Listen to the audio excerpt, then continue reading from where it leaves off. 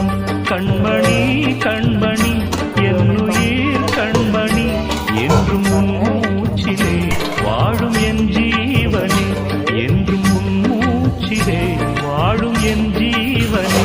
கண்மணி கண்மணி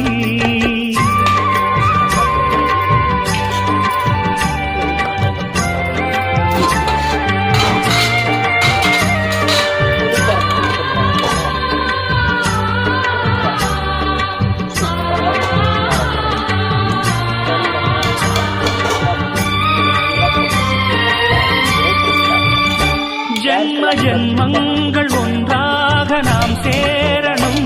கண்ணே நான் காணும் ஆகாயம் நீயாகணும்.